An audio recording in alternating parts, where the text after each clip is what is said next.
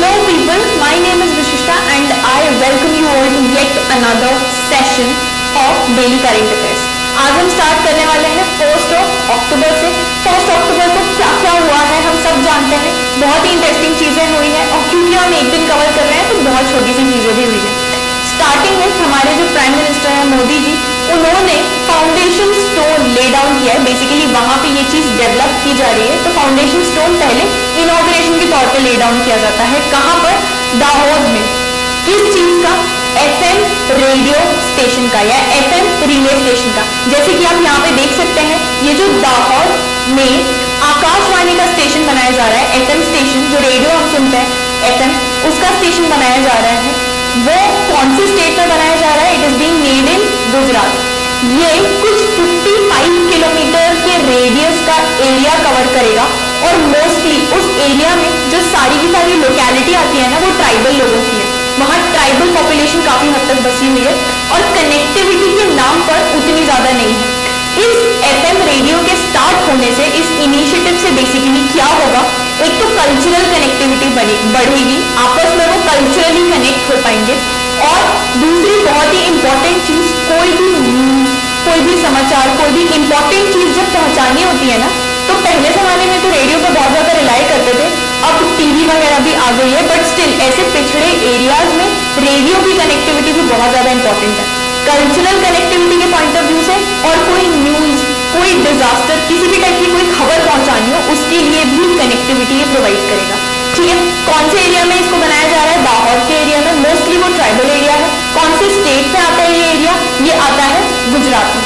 कुछ 100 किलोवाट का FM relay station ये बनाया जा रहा है। बहुत ही हेवी एफएम रेडियो स्टेशन ये कहलाएगा।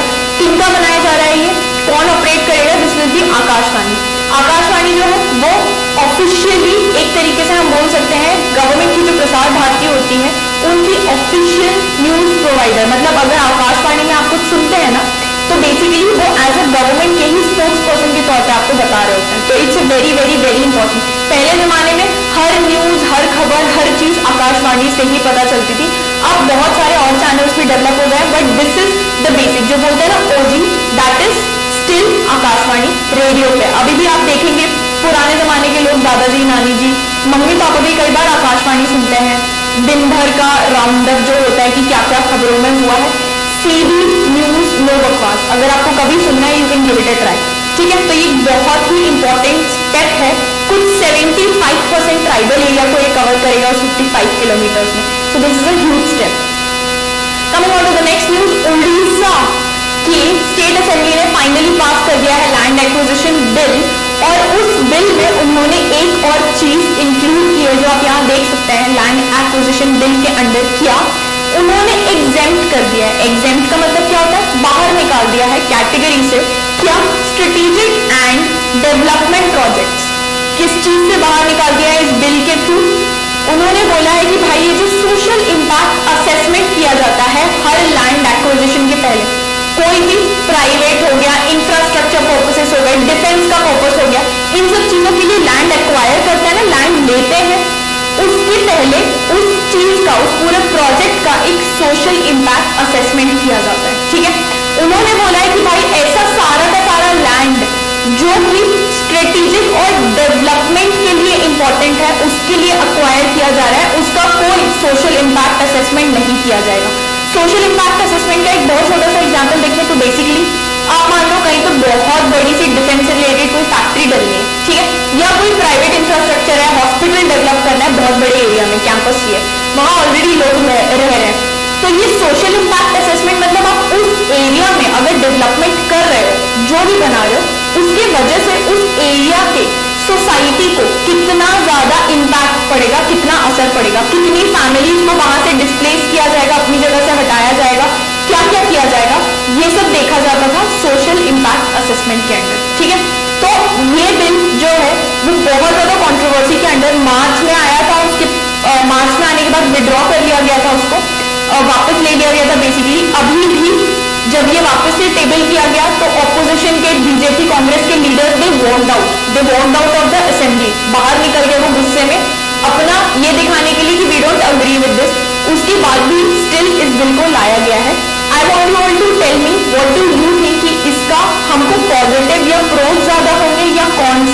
नेगेटिव चीजें, नेगेटिव इम्पैक्ट ज्यादा होंगी इस बिल के कारण। और क्योंकि अब सोशल इम्पैक्ट असेसमेंट नहीं किया जाएगा तो उसके कारण हमको नुकसान ज्यादा होगा या फायदा ज्यादा होगा। अच्छा, उड़ीसा एक लौटा ऐसा स्टेट नहीं है जिन्होंने ऐसा किया है। कर्नाटका, महाराष्ट्र जैसे और भी स्टेट्स है जहाँ पे इस तरीके के लॉज ऑलरेडी एग्जिस्ट करते हैं। तो Odisha is neither the first and I don't think it is going to be the last state to do so. फिर भी आपको क्वेश्चन आ सकता है कि फिलहाल में किस स्टेट ने इस तरीके का बिल पास किया है जिसमें से एग्जेम्प्ट कर दिया है स्ट्रेटेजिक एंड डेवलपमेंट पर्पसेस के लिए जो लैंड एक्वायर किया जा रहा है उसको। ठीक है, coming on to the next news, very interesting. Uttar Pradesh is finally 100% ODF plus coverage, ODF open defecation free. कुछ साल पहले तक हम बहुत ज्यादा बड़ी प्रॉब्लम से जूझ रहे थे। आपने अगर ये सीरीज देखी हो panchayat, I think first season उसका, जिसमें जीतू भैया है, बहुत अच्छी सीरीज है, नहीं देखी है तो you can give it a try.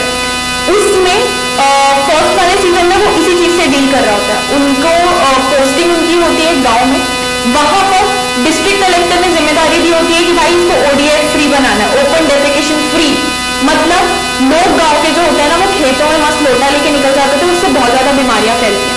But उनकी भी गलती नहीं क्योंकि उनके घरों में टॉयलेट्स ही नहीं थे, तो कहाँ जाएंगे, है ना। तो ODF बनाना मतलब हर गांव में हर घर में टॉयलेट पहुंचाना, फंक्शनल टॉयलेट, तो वो ऑब्वियसली बाहर नहीं जाएंगे। तो उस सीरीज में भी इस मैटर के ऊपर बहुत बड़ा कवरेज था क्योंकि ये मैटर इंडिया में बहुत ही बड़ा था। अब फिर भी हम बहुत हद तक डील कर चुके हैं, इतनी बड़ी प्रॉब्लम नहीं एग्जिस्ट करती है।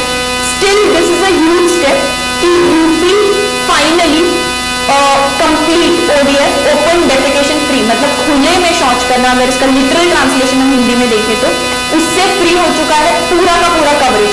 मतलब ना सिर्फ उनने हर घर में टॉयलेट बना दिया है, उसको मेंटेन भी किया है, ODF स्टेटस को अपने मेंटेन भी किया है, तब जाके ये प्लस कवरेज का टैग मिलता है किसी भी स्टेट को।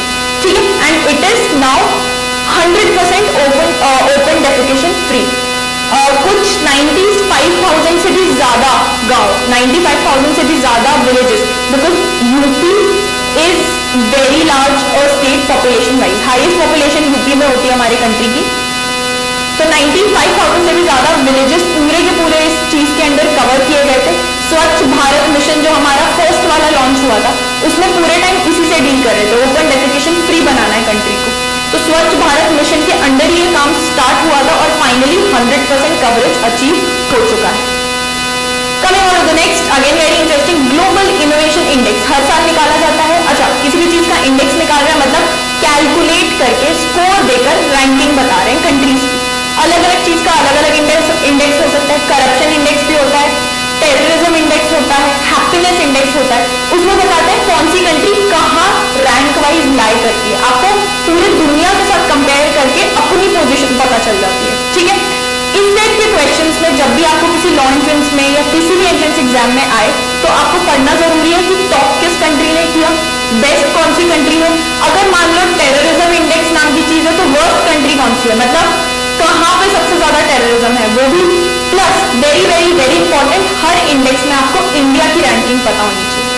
ठीक है, यहाँ ग्लोबल इनोवेशन, इनोवेशन नाम से ही पता चलता है कोई नई चीज पैदा करना, इनोवेट करना। तो कौन सी कंट्री कितनी ज्यादा इनोवेटिव है, कितनी ज्यादा नई चीजें, नई आइडियाज उस कंट्रीज से निकल कर आते हैं, उसके बेसिस पर ये इनोवेशन इंडेक्स में स्कोर दिया जाता है। नए आइडियाज को कोई भी इंसान निकालता है उसको या तो कॉपीराइट करेगा, पेटेंट करेगा, बेसिकली IPR प्रोटेक्शन देता है, इंटेलेक्चुअल प्रॉपर्टी राइट्स प्रोटेक्शन उसके ऊपर लेते हैं। तो मोस्टली ये जो स्कोर दिया जाता है ना ये IPR प्रोटेक्शन के नाम पे दिया जाता है, मतलब किस कंट्री में कितना ज्यादा इस साल के अंदर पेटेंट्स हुए हैं, कितने कॉपीराइट्स हुए हैं, ऑल दीज चीजें, मोस्टली पेटेंट्स डिस्कवरीज होती है क्योंकि उनको देखते हुए फिर ये ग्लोबल इनोवेशन इंडेक्स। क्योंकि आप इनोवेशन कैसे देखोगे, कैसे जांचोगे, कैसे देखोगे कि भाई किसी जगह पे कोई नई चीज पैदा की जा रही है, इसी के थ्रू ना कि कोई इंसान नई चीज इन्वेंट कर रहा है तो उसके ऊपर प्रोटेक्शन लेगा। तो कितने नंबर ऑफ प्रोटेक्शंस हैं किसी कंट्री में आप गिन लोगे, फिर आपको पता चलेगा अच्छा ये कंट्री इनोवेशन में बहुत ऊपर है। ऐसे कैलकुलेट किया जाता है। ठीक है, इसलिए इस इंडेक्स को कौन निकालता है, यहाँ पे आप देख सकते हैं पब्लिश करता है WIPO, world intellectual property organisation. World level पे इंटेलेक्चुअल प्रॉपर्टी से जो डील करती है एक ऑर्गेनाइजेशन, दैट इज WIPO। ठीक है, इंडिया की रैंकिंग यहाँ पे है 40th नंबर पे आता है इंडिया, ना बहुत ज्यादा ऊपर ना बहुत ज्यादा नीचे, we are still average, but नीचे से पहले से हम काफी ऊपर आए। टॉप कौन सी कंट्री है? टॉप कंट्री है Switzerland, and Switzerland is followed by countries like Sweden, UK and US and Singapore. तो स्विट्जरलैंड टॉप पे है, स्वीडन, यूके, यूएस, सिंगापुर उनके बाद आती है, और इंडिया की पोजीशन है 40th। Coming on to the next news. अच्छा, ये बहुत ही इंटरेस्टिंग चीज है, हाल ही में यूएन ने एक रिपोर्ट निकाली है, to be more specific UN population fund एक होता है, वो रिपोर्ट निकालता है इन सब चीजों से रिलेटेड।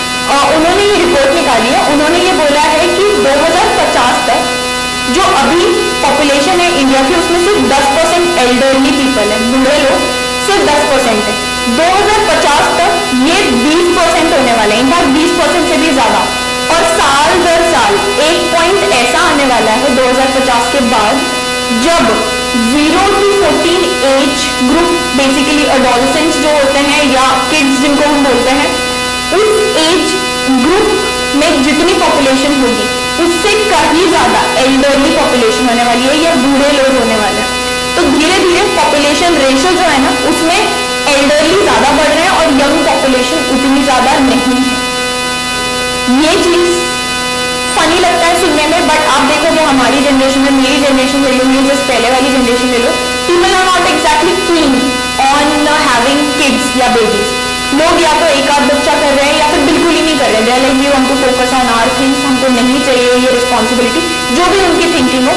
पहले जमाने में आप देखोगे आपकी नानी दादी के टाइम पे 10-10 बच्चे हुआ करते थे, 8-8, मतलब कॉमन है ये कि 5 बच्चे हैं, मेरी नानी दादी और वो लोग 5 बच्चे हैं, मेरे नाना 4 बच्चे थे, मेरे दादी लोग आई थिंक 7-8 बच्चे थे, मतलब उनके भाई बहन। पापा लोगों तक आते थे थोड़ा कम, but still my mom is 3, my dad 5 भाई बहन है वो। हम तक आते आते हो गए 2। हर घर में आप देखोगे 2 से ज्यादा बहुत ही मुश्किल है, अगर आपको मिल जाए तो, एक्सेप्शन होता है वो, जनरली 2। मेरी जनरेशन में जो लोग बच्चे कर रहे हैं या they are having kids, they are mostly having either 1 kid या कर ही नहीं रहे वो कि भाई बहुत बड़ी रिस्पॉन्सिबिलिटी होती है, हमको नहीं चाहिए, जो भी thinking. This could be one of the reasons कि ये डिक्लाइनिंग यंगर पॉपुलेशन का जो हो सकता है, बट ये एक बहुत सीरियस रिपोर्ट है, क्योंकि आपका जो कंट्री में डेवलपमेंट होता है ना, इकोनॉमिक ग्रोथ, वो यंगर पॉपुलेशन ही लेकर आती है। वो तो अपना काम वाम करके रिटायर होंगे ना, कभी तो आराम करेंगे एल्डरली। अब एल्डरली पॉपुलेशन अगर इतनी ज्यादा बढ़ गई, मतलब आपके पास यंग फोर्स नहीं है काम करने के लिए, तो this could be a thing of concern for India in the upcoming years. Next appointment resignation में एक बहुत ही प्यारा छोटा सा अपॉइंटमेंट हुआ है। येस बैंक ने बोला है कि भैया हम अपॉइंट कर रहे हैं अपना नया country head for wholesale banking. Yes bank very famous bank, उन्होंने बोला होलसेल बैंकिंग के लिए नया कंट्री हेड इंडिया के लिए अपॉइंट कर रहे हैं, किसको? मिस्टर मनीष जैन। याद कैसे रखेंगे? येस बैंक होता है बैंक, है ना, होलसेल बैंकिंग करनी है उनको। अब बैंक में सबसे बड़ा डीलिंग किस चीज से होता है? मनी से रिलेटेड, और इनका नाम क्या है? मिस्टर मनीष जैन। तो नाम इस तरीके से हम निमोनिक्स बना के याद रख सकते हैं, यहाँ पे it's difficult to remember. Coming on to the next one, भाई फिलहाल में एशियन गेम्स चल रहे हैं। कहाँ पर चल रहे हैं? हांगझू करके एक सिटी चाइना में, वहां पे चल रहे हैं, और वहां पे इंडिया बहुत ही मस्त परफॉर्म कर रही है। अभी तक मेडल की टैली में if I am not wrong हम 7th पोजीशन पर है। हो सकता है अभी रिसेंट में जो हुआ वो 6th पे आ गए हो, बट 6th-7th पोजीशन पर हम बने हुए हैं मेडल की tally, total number of medal. हाल ही में बहुत सारे मेडल्स और भी जीते हैं हमने। सबसे पहले starting with 10 metre air pistol का जो कंपटीशन हुआ था एशियन गेम्स में, उसमें भी है 1 गोल्ड मेडल। तो जहां भी इंडिया गोल्ड मेडल जीतती है, वेरी इंपॉर्टेंट फॉर यू, वो आपको याद होना चाहिए। बाई चांस इंडिया कहीं सिल्वर मेडल जीतती है, तो वो आपको याद होना चाहिए कि हराया किसने, और कहीं गोल्ड मेडल जीतती है तो आपको याद होना चाहिए किसको हराया, और जिनको हराया वो किस कंट्री के थे। बहुत बार इस तरीके के क्वेश्चन आपके एग्जाम में आते ही आते हैं। तो यहाँ 10 मीटर एयर पिस्टल की कैटेगरी में कौन जीते हैं? यहाँ पे जीते हैं टीम प्लेयर्स, मतलब ये टीम इवेंट था, 10 मीटर वाला, इंडिविजुअल नहीं, टीम इवेंट था। तो टीम प्लेयर्स कौन कौन थे? Mister Sarabjot Singh, Arjun Singh Cheema and Shiva narwhal, तीनों की टीम थी, और this team has one gold medal Asian games में। एशियन गेम्स से रिलेटेड बहुत सारे क्वेश्चन, एटलीस्ट एक या 2 क्वेश्चन तो expect in your exam recently हो रहा है, क्योंकि इंक्लूडिंग ये हो कहाँ रहा है, ठीक है, तो ये चाइना में हो रहा है। नेक्स्ट एक और इवेंट जिसमें इंडिया की रोशिबिना देवी, शी एकदम रायट चल रहा है इनके स्टेट में, मणिपुर से शी बिलोंग्स, तो ऐसी घर पे हालत होने के बाद भी she has performed very well. अपने स्टेट के लिए भी उन्होंने काफी बार बातचीत किया, आवाज उठाई है। Roshibina Devi, she has one silver medal in the category of wushu. तो ये जो विमेन 60 kg कैटेगरी होती है wushu, wushu is a form of martial art. Martial arts different form के होते हैं, उनमें से एक वुशू है। तो विमेन्स की 60 kg की कैटेगरी में she has won. She belongs to which state in India? She belongs to Manipur. And last but not the least, mix doubles की कैटेगरी में, मिक्स डबल्स मतलब एक मेल एक फीमेल टीम बना के साथ में खेलते हैं। मिक्स डबल्स की कैटेगरी में Rohan Bopanna very famous and Rutuja Bhosale, उन्होंने हराया है चाइनीज डुओ को। तो आपसे इनका नाम भी पूछा जा सकता है। इनका नाम है the first one, again mixed, ये मेल एक फीमेल, इनका नाम है एनशू लियांग एंड संग how Huang. If my pronunciation is not wrong but I don't think, काफी ज्यादा मैं शोज वगैरह देखती हूँ तो सही होना चाहिए।